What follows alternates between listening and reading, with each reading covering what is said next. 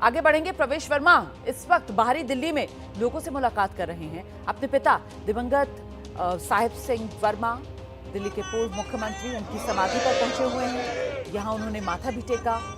प्रवेश वर्मा बाहरी दिल्ली के लोगों से मुलाकात कर बीजेपी को जो बड़ी जीत मिली है उसी का आभार व्यक्त कर रहे हैं। तस्वीरें आपके सामने हैं। अपने पिता की समाधि पर ये बात सुबह प्रवेश वर्मा पहुंचे उस समय की ये तस्वीर है। ये पूरा इलाका साहिब सिंह वर्मा की सियासी कर्मभूमि के तौर पर जाना जाता है।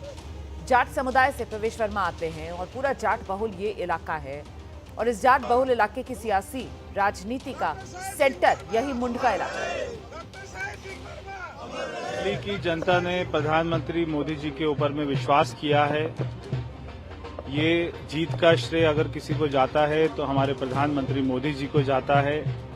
देश में जो उन्होंने पिछले 10 वर्षों में काम किए हैं, दिल्ली की जनता ने ये माना कि अगर दिल्ली को कोई संवार सकता है, कोई अच्छा बना सकता है तो वो प्रधानमंत्री मोदी जी ही बना सकते हैं। ये केवल जीत उन्हीं की वजह से हुई है, लाखों कार्यकर्ताओं की जीत और मेहनत से हुई है। पूरे दिल्ली देहात का ही बहुत ही बुरा हाल है, क्योंकि जो यहाँ पर सरकारें रही उन्होंने दिल्ली देहात को पूरी तरीके से नज़रअंदाज किया है। दिल्ली देहात के लिए भी ये बहुत ही खुशखबरी आई है कल।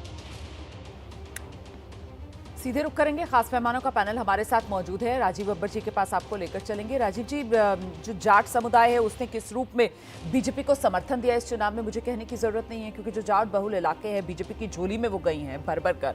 ऐसे में सवाल ये कि एक परंपरा जो अभी तक दिल्ली में देखने के लिए मिली है कि वो दिल्ली की नई दिल्ली वाली सीट, वहां से जो विधायक चुनकर आता है वही दिल्ली का सीएम बनता है, तो क्या बीजेपी के मन में इस बार परंपरा निभाने को लेकर कोई भावना है या फिर अपनी एक नई परंपरा उसी की लकीर पार्टी खींचेगी?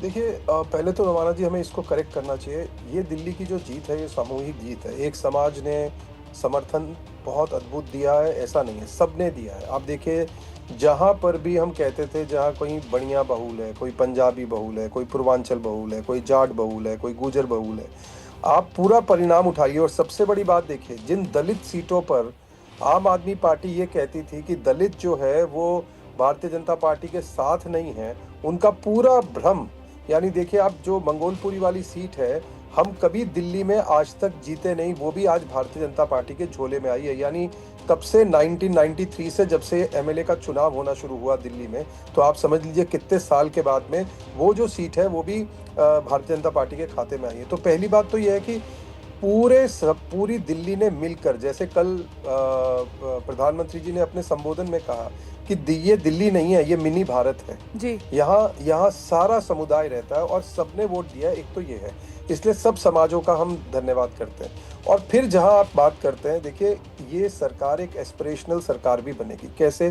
क्योंकि आप एक चीज इस चुनाव को समझिए, जिस प्यार से अरविंद केजरीवाल को, जिस विश्वास से अरविंद केजरीवाल को पिछली बार लोगों ने सत्ता में बिठाया था, उसी से दुगनी नाराजगी करते हुए, क्योंकि आपने हमारी एस्पिरेशंस पूरी नहीं करी हैं और इसलिए हम आपको बाहर का रास्ता दिखाते हैं। ये भी मैंडेट का हिस्सा है।